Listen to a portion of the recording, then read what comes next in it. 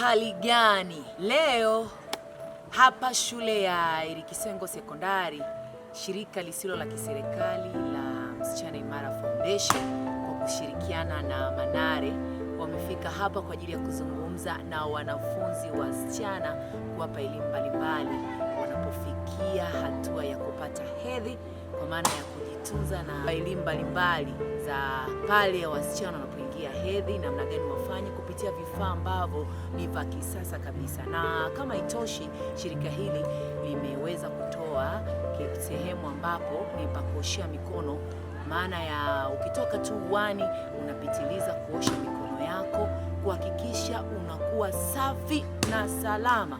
Mambo yote mazuri yamefanyika ndani ya wilaya Monduli, na ungana nami kuanzia mwanzo wa tukio hili mpaka pale hitimisho. Jina langu zuri ni Lydia Lazaro. Habari, kwa majina naitwa Edwina Mbero, ni mwanzilishi na mkurugenzi wa Msichana Imara Foundation, shirika lisilo la kiserikali lenye nia ya kumsaidia mtoto wa kike kupata haki yake ya kimsingi. Leo tuko Irikisengo Sekondari na tunakabidhi kifaa cha kunawia mikono kwa watoto wa Irikisengo.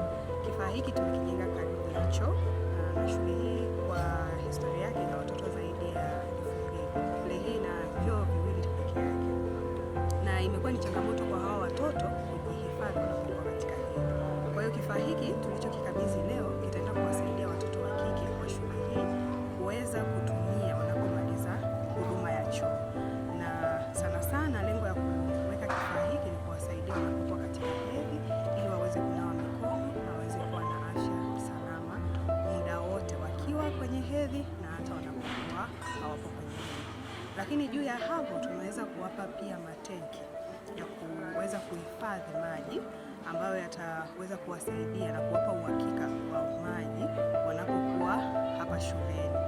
Na on top of that pia tunatoa elimu ya afya ya uzazi ambayo huwa tunaitoa kwa wanafunzi, na elimu hii tunaitoa kila wiki kwa watoto wa kike, na tunawafundisha kuhusu masuala ya balee, masuala ya hedhi salama na namna bora ya kutumia vifaa hivi, na tunaamini itakuwa ni mchango mkubwa kwa watoto kuweza kufikia haki yao ya kimsingi ya elimu na kuweza kufanikisha kubaki shuleni, lakini pia kufanya vizuri kwenye masomo. Asante. Majina naitwa Angel Pius, nasoma kidato cha 6 katika shule hii ya Irikisengo Secondary School.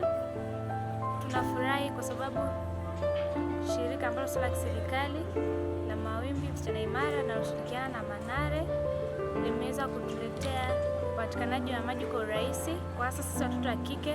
Tunapokuwa tukiingia katika kipindi cha hedhi, tulikuwa tunapata shida sana kwa sababu tulikuwa hatuna maji ya kujisafisha baada ya kutoka chooni, tulikuwa hatuna sehemu ya kunawa mikono, tunakuwa hatupo comfortable. Lakini kwa sasa wametuboreshea hand washing, ambayo tukitoka chooni tunanawa mikono, tunakuwa comfortable mahali popote pale tunapotembea, tunajisikia tuko huru. Tunawashukuru sana, Mungu azidi kuwabariki.